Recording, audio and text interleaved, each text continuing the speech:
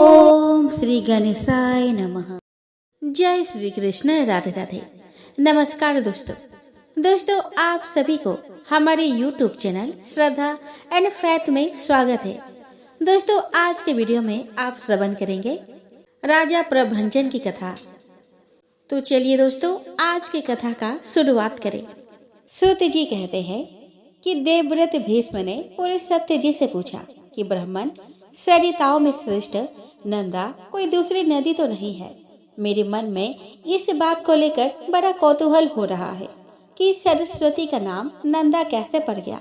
जिस प्रकार और जिस कारण से वह नंदा नाम से प्रसिद्ध हुई उसे बताने की कृपा कीजिए। भीष्म के इस प्रकार पूछने पर बोले सत्य जी ने सरस्वती का नंदा नाम क्यों पड़ा, इसका प्राचीन इतिहास सुनाना आरंभ किया। वे बोले कि भीष्म पहले की बात है, पृथ्वी पर प्रभंजन नाम से प्रसिद्ध एक महाबली राजा हो गए हैं। एक दिन वे उस वन में मृगों का शिकार खेल रहे थे। उन्होंने देखा कि एक झाड़ी के भीतर मृगी खड़ी है। वह राजा के ठीक सामने पड़ती थी। प्रभंजन ने अत्यंत तीक्ष्ण बाण चलाकर मृगी को बींध डाला। आहत हरिणी ने चकित होकर चारों ओर दृष्टिपात किया, फिर हाथ में धनुष बाण धारण किए राजा को खड़ा देख वह बोली कि वो मूर्ख, यह तूने क्या किया? तुम्हारा यह कर्म पापपूर्ण है। मैं यहाँ नीचे मुंह किए खड़ी थी और निर्भय होकर अपने बच्चे को दूध पिला रही थी। इस अवस्था में तूने इस वन के भीतर मुझ निरपराध हरिणी को अपने वज्र के समान बाण का निशाना बनाया है। तेरी बुद्धि बड़ी खोटी है, इसीलिए तू कच्चा मांस खाने वाले पशु के योनि में पड़ेगा। इस कंटका कीर्ण वन में तू व्याघ्र हो जा। मृगी का यह श्राप सुनकर सामने खड़े हुए राजा की संपूर्ण इंद्रियां व्याकुल हो उठी। वे हाथ जोड़कर बोले कि कल्याणी, मैं नहीं जानता था कि तू बच्चे को दूध पिला रही है। अनजाने में मैंने तेरा वध किया है, अतः मुझ पर प्रसन्न हो। मैं व्याघ्र योनि को त्याग कर पुनः मनुष्य शरीर को कभी प्राप्त करूंगा। अपने इस श्राप के उद्धार की अवधि तो बता दो। राजा के ऐसा कहने पर मृगी बोली कि राजन, आज से 100 वर्ष बीतने पर यह नंदा नाम की एक गौ आएगी। उसके साथ तुम्हारा वार्तालाप होने पर इस श्राप का अंत हो जाएगा। पुलिस सत्य जी कहते हैं कि मृगी के कथन अनुसार राजा प्रभंजन व्याघ्र हो गए। उस व्याघ्र की आकृति बड़ी ही घोर और भयानक थी। वह उस वन में काल के वशीभूत हुए मृगों, अन्य चौपायों और मनुष्य को भी मार मार कर खाने और रहने लगा। वह अपनी निंदा करते हुए कहता था कि हाय, अब मैं पुनः कब मनुष्य शरीर धारण करूंगा। अब से नीच योनि में डालने वाला ऐसा निंदनीय कर्म महापाप नहीं करूंगा। अब इस योनि में मेरे द्वारा पुण्य नहीं हो सकता। एकमात्र हिंसा ही मेरी जीवन वृत्ति है। इसके द्वारा तो सदा दुख ही प्राप्त होता है। किस प्रकार मृगी की कही हुई बात सत्य हो सकती है? जब व्याघ्र को उस वन में रहते 100 वर्ष हो गए, तब एक दिन वहां गायों का एक बहुत बड़ा झुंड उपस्थित हुआ। वहां घास और जल की विशेष सुविधा थी। वही गायों के आने में कारण हुई। आते ही गायों के विश्राम के लिए बाड़ लगा दी गई। ग्वालों के रहने के लिए भी साधारण घर और स्थान की व्यवस्था की गई। गोचर भूमि तो वहां थी ही, उसका पड़ाव पड़ गया। वन के पास का स्थान गायों के रंभाने की भारी आवाज से गूंजने लगा। मतवाले गोप चारों ओर से उस गौ समुदाय की रक्षा करते थे। गायों के झुंड में एक बहुत ही हष्ट पुष्ट और संतुष्ट रहने वाली गाय थी। उसका नाम था नंदा। वही उस झुंड में प्रधान थी तथा सबके आगे निर्भय होकर चला करती थी। एक दिन वह अपने झुंड से बिछुड़ गई और चलते चलते पूर्वोक्त व्याघ्र के सामने जा पहुंची। व्याघ्र उसे देखते ही खड़ी रहा कहता हुआ उसकी ओर दौड़ा और निकट आकर बोला कि आज विधाता ने तुझे मेरा ग्रास नियत किया है, क्योंकि तू स्वयं यहाँ आकर उपस्थित हुई है। व्याघ्र का रोंगटे खड़े कर देने वाला निष्ठुर वचन सुनकर उस गायों को चंद्रमा के समान कांति वाले अपने सुंदर बछड़े की याद आने लगी। उसका गला भर आया। वह गदगद स्वर से पुत्र के लिए हुंकार करने लगी। उस गौ को अत्यंत दुखी होकर क्रदन करते देख व्याघ्र बोला कि अरे गाय, संसार में सब लोग अपने कर्मों का ही फल भोगते हैं। तू स्वयं मेरे पास आ पहुंची है, इससे जान पड़ता है कि तेरी मृत्यु आज ही नियत है, फिर व्यर्थ शोक क्यों करती है। अच्छा यह तो बता, तू रोई किस लिए। व्याघ्र का प्रश्न सुनकर नंदा ने कहा कि व्याघ्र, तुम्हें नमस्कार है, मेरा सारा अपराध क्षमा करो। मैं जानती हूँ कि तुम्हारे पास आए हुए प्राणी की रक्षा असंभव है, अतः मैं अपने जीवन के लिए शोक नहीं करती। मृत्यु तो एक न एक दिन होगी ही। किंतु मृगराज, अभी नई अवस्था में मैंने एक बछड़े को जन्म दिया है।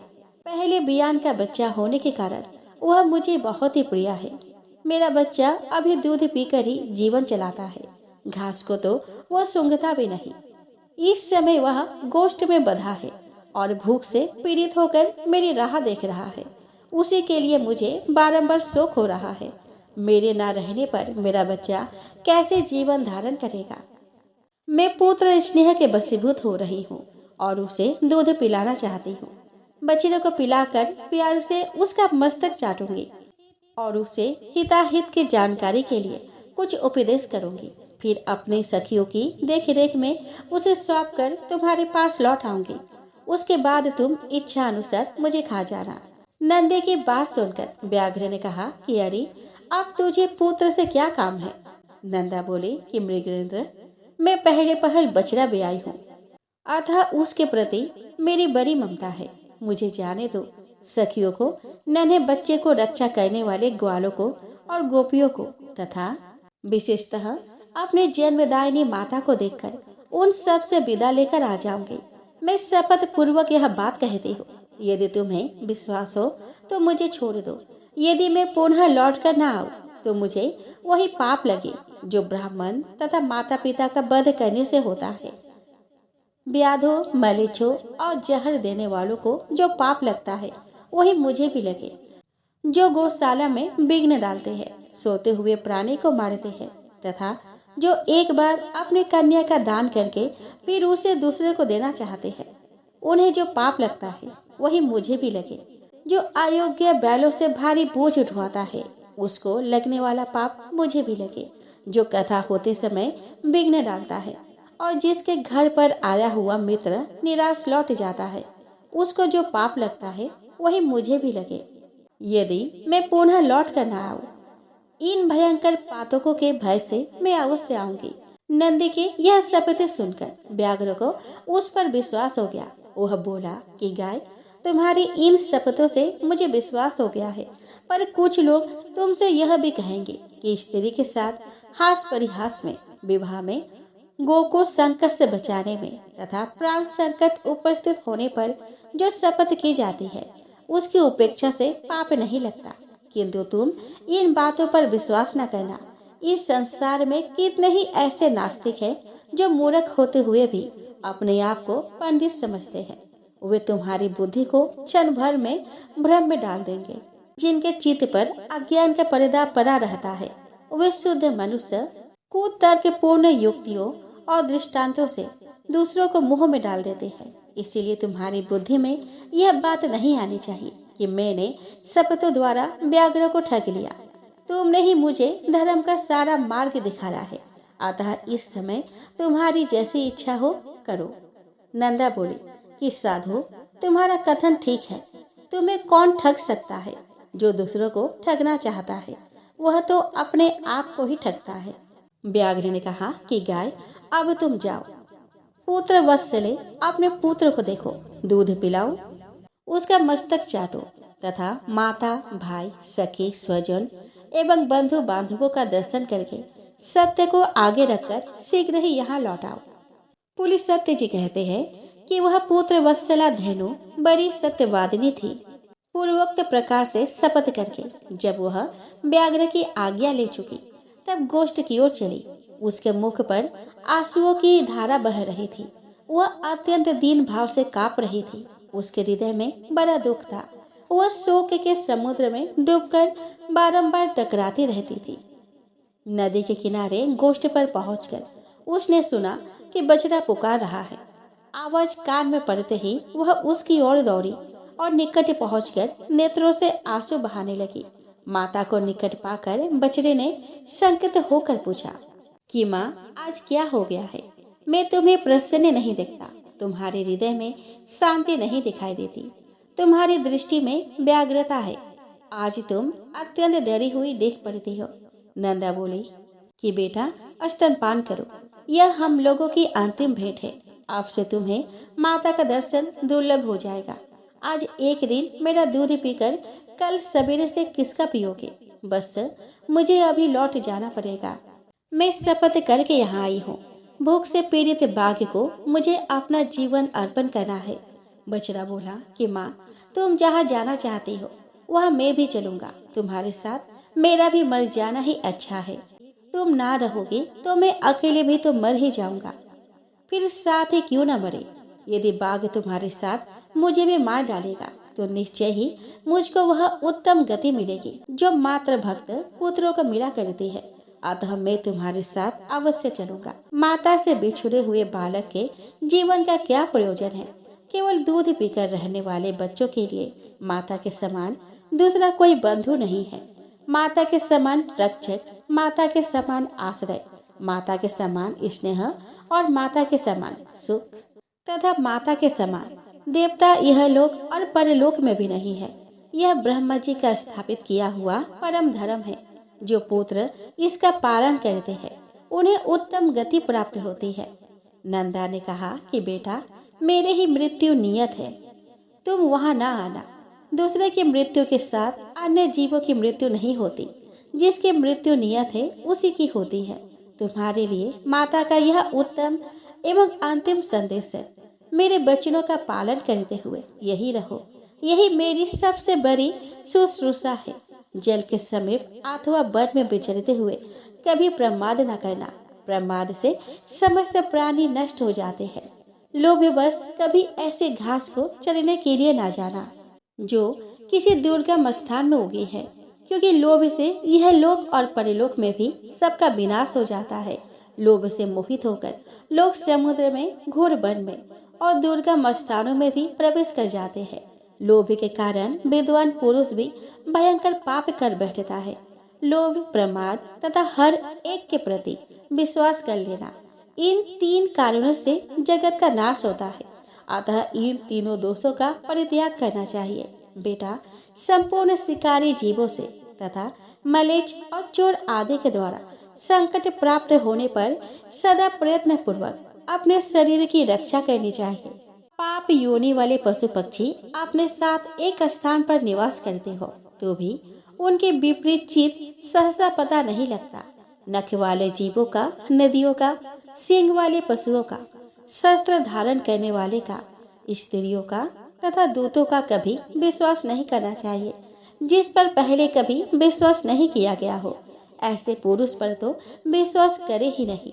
जिस पर विश्वास जम गया हो उस पर भी अत्यंत विश्वास न करे, क्योंकि अविश्वसनीय पर विश्वास करने से जो भय उत्पन्न होता है वह विश्वास करने वालों का समूल नाश कर डालता है।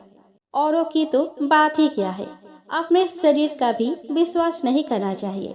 भीरू स्वभाव वाले बालक का भी विश्वास न करे, क्योंकि बालक डराने धमकाने पर प्रमादवश गुप्त बात भी दूसरों को बता सकते हैं। सर्वत्र और सदा सूंघते हुए चलना चाहिए, क्योंकि गंध से ही गोए भली बुरी बस्तियों की परख कर पाती है। भयंकर वन में कभी अकेला न रहे, सदा धर्म का ही चिंतन करे।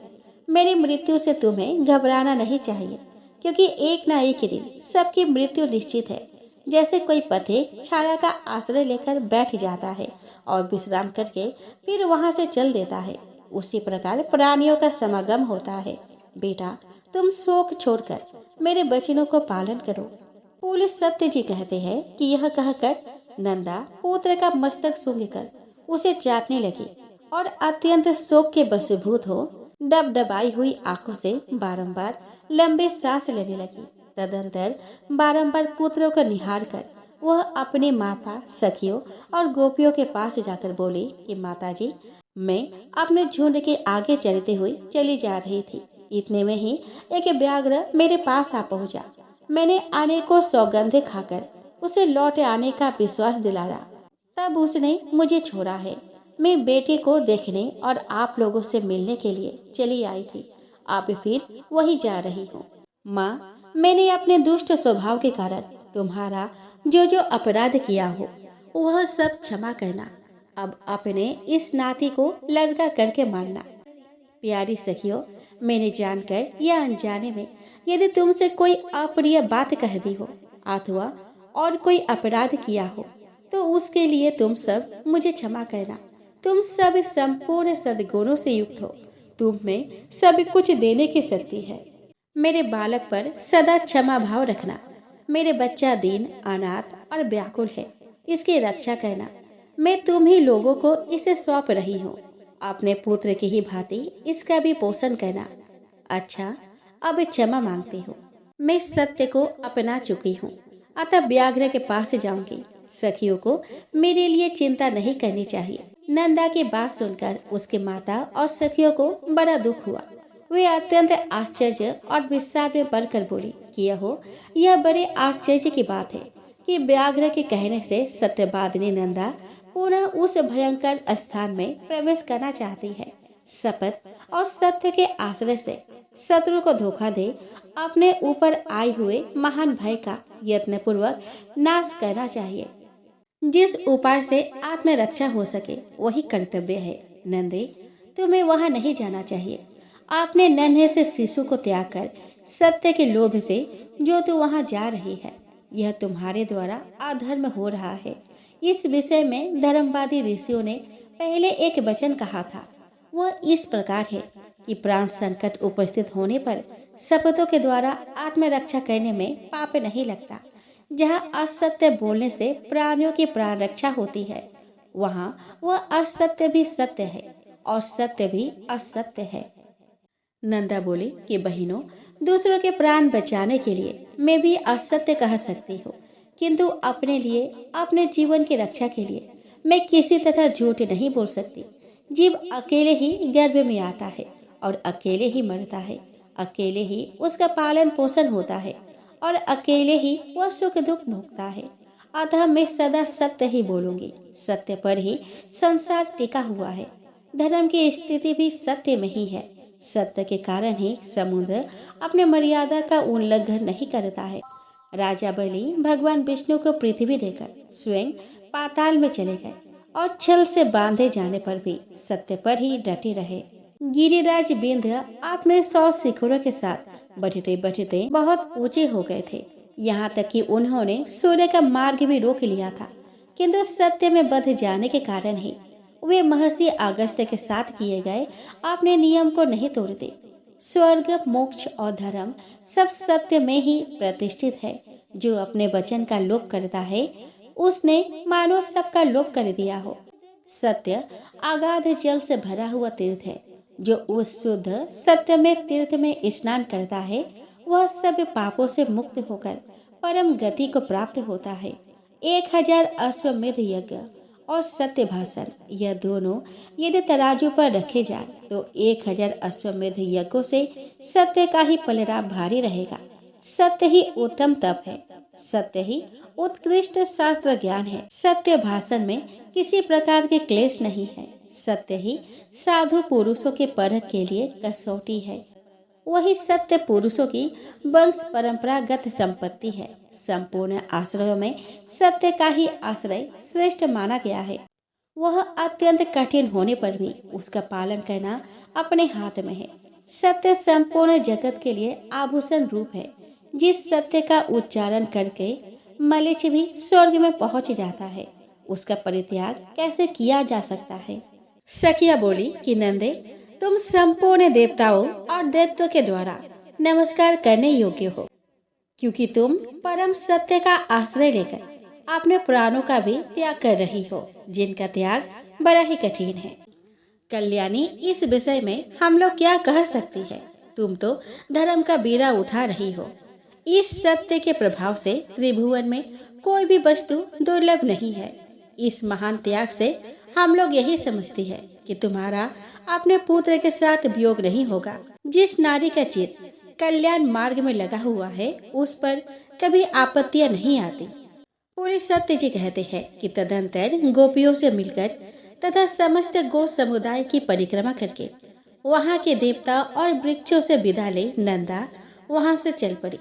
उसने पृथ्वी, वरुण, अग्नि, वायु, चंद्रमा, 10 दिक्पाल, वन के वृक्ष, आकाश के नक्षत्र तथा ग्रह, इन सबको बारंबार प्रणाम करके कहा कि इस वन में जो सिद्ध और वन देवता निवास करते हैं वे वन में चलते हुए मेरे पुत्र की रक्षा करें। इस प्रकार पुत्र के स्नेहवश बहुत सी बातें कहकर नंदा वहां से प्रस्थित हुई और उस स्थान पर पहुंची जहां वह तीखे दाढ़ों और भयंकर आकृति वाला मांस भक्षी बाघ मुख बाये बैठा था। उसके पहुंचने के साथ ही उसका बछड़ा भी अपने पूंछ ऊपर को उठाए अत्यंत वेग से दौड़ता हुआ वहां पर आ गया और अपने माता और व्याघ्र दोनों के आगे खड़ा हो गया। पुत्र को आया देखकर तथा सामने खड़े हुए मृत्यु रूप बाघ पर दृष्टि डालकर उस गौ ने कहा कि मृगराज, मैं सत्य धर्म का पालन करती हूँ, तुम्हारे पास आ गई हो। अब मेरे मांस से तुम इच्छा अनुसार अपनी तृप्ति करो। व्याघ्र बोला कि गाय, तुम बड़ी सत्यवादिनी निकली। कल्याणी, तुम्हारा स्वागत है। सत्य का आश्रय लेने वाले प्राणियों का कभी कोई अमंगल नहीं होता। तुमने लौटने के लिए जो पहले सत्य पूर्वक शपथ की थी उसे सुनकर मेरा बड़ा कौतूहल हुआ था कि यह जाकर फिर कैसे लौटेगी। तुम्हारे सत्य की परीक्षा के लिए ही मैंने पुनः तुम्हें भेज दिया था, अन्यथा मेरे पास आकर तुम जीती जागती कैसे लौट सकती थी। मेरा यह कौतूहल पूरा हुआ। मैं तुम्हारे भीतर सत्य खोज रहा था, वह मुझे मिल गया। इस सत्य के प्रभाव से मैंने तुम्हें छोड़ दिया।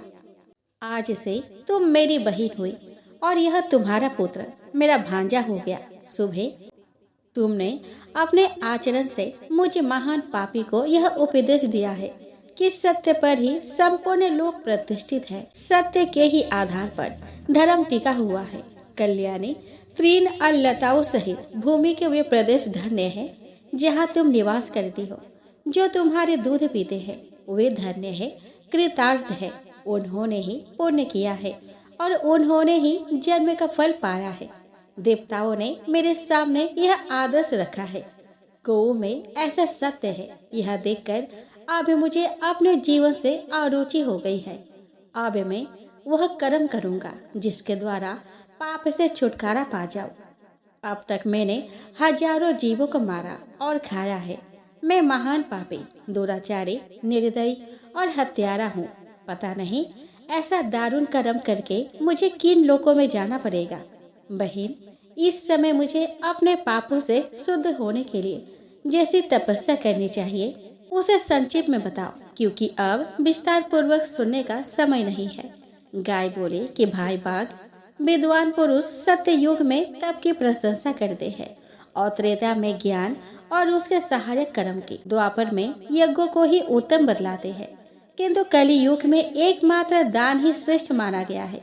संपूर्ण दानों में एक ही दान सर्वोत्तम है, वह है संपूर्ण भूतों को अभय दान। इससे बढ़कर तुम्हारा कोई दान नहीं है। जो समस्त चराचर प्राणियों को अभय दान देता है वह सब प्रकार के भय से मुक्त होकर पर ब्रह्म को प्राप्त होता है। अहिंसा के समान ना कोई दान है ना कोई तपस्या। जैसे हाथी के पद चिन्ह में अन्य सभी प्राणियों के पद चिन्ह समा जाते हैं, उसी प्रकार अहिंसा के द्वारा सभी धर्म प्राप्त हो जाते हैं। योग एक ऐसा वृक्ष है जिसकी छाया तीनों तापों का विनाश करने वाली है और धर्म और ज्ञान उस वृक्ष के फूल है। स्वर्ग तथा मोक्ष उसके फल है। जो आध्यात्मिक, आधि दैविक और आधि भौतिक इन तीनों प्रकार के दुखों से संतप्त है, वे इस योग्य वृक्ष की छाया का आश्रय लेते हैं। वह जाने से उन्हें उत्तम शांति प्राप्त होती है, जिससे फिर कभी दुखों के द्वारा वे बाधित नहीं होते। यही परम कल्याण का साधन है जिसे मैंने संक्षेप में बताया है। तुम्हें यह सभी बातें ज्ञात है, केवल मुझसे पूछ रहे हो। व्याघ्र ने कहा कि पूर्व काल में मैं एक राजा था, किंतु एक मृगी के श्राप से मुझे बाघ का शरीर धारण करना पड़ा। तब से निरंतर प्राणियों का वध करते रहने के कारण मैं सारी बातें भूल गया था। इस समय तुम्हारे संपर्क और उपदेश से फिर उनका स्मरण हुआ रहा है। तुम भी अपने इस सत्य के प्रभाव से उत्तम गति को प्राप्त होगी। अब मैं तुमसे एक प्रश्न और पूछता हूँ। मेरे सौभाग्य से तुमने आकर मुझे धर्म का स्वरूप बताया, जो सत्य पुरुषों के मार्ग में प्रतिष्ठित है। कल्याणी, तुम्हारा नाम क्या है? नंदा बोली कि मेरे यूथ के स्वामी का नाम नंद है। उन्होंने ही मेरा नाम नंदा रख दिया है। पुलिस सत्य जी कहते हैं कि नंदा का नाम कानों में पड़ने से ही राजा प्रभंजन श्राप से मुक्त हो गए। उन्होंने पुनः बल और रूप से संपन्न राजा का शरीर प्राप्त कर लिया। इसी समय सत्य भाषण करने वाली यशस्विनी नंदा का दर्शन करने के लिए साक्षात धर्म वहां आ गए और इस प्रकार बोले कि नंदे, मैं धर्म हूँ, तुम्हारी सत्य वाणी से आकृष्ट होकर यहाँ पे आया हूँ।